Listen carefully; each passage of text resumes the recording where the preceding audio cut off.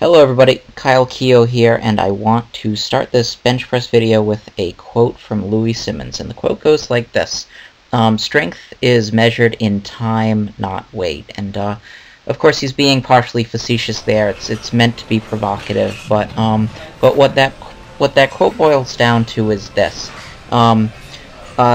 Your strength can be measured not simply in the amount of weight that you're using. So for a session like this, I'm using the same weight and I'm basically pressing it 42 times, but in addition to that, you can also measure your strength and your progress in your rate of force production. Okay, and rate of force production will translate with a sub-maximal weight. It'll translate into the amount of bar speed you can produce with that sub-max weight. And something that I really focused on today is my rate of force production and the bar speed that I was producing on each of these individual repetitions.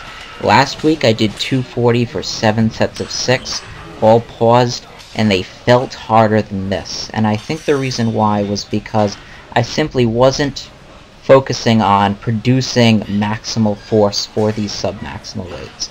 Okay? And this is something that a lot of intermediate lifters don't understand how to do. For every rep you do, whether it's a max or a sub-max weight, you want to produce maximal force, and you don't want to coast through any portion of your concentric. You don't want to, as you reach a more biomechanically advantaged position, so as you reach the top portion of your concentric, you don't want to slow down, okay? You're going to slow down because once you lock out a weight, that force has nowhere to go. So with a sub-max weight, you're going to slow yourself down. Otherwise, you just continue to press, and your body would have to leave the bench. So you're going to slow yourself down depending upon the intensity range in which you're working. This is certainly true if you're benching, say, an empty bar. But you want to, as you push through that biomechanically advantaged position, you want to continue to produce as much force as possible.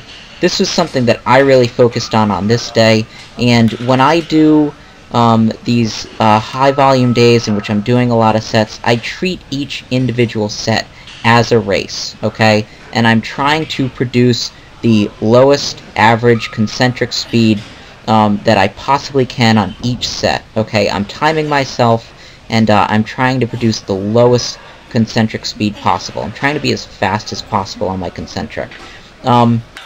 Think about it this way. If you were to do all of your sets and all of your reps for the next month with 5/100ths of a second taken off your concentric speed, would that make you stronger? And the answer is probably yes.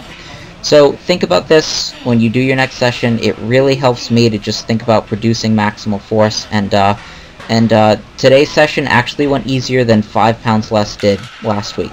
Keep checking in, more videos for you very soon.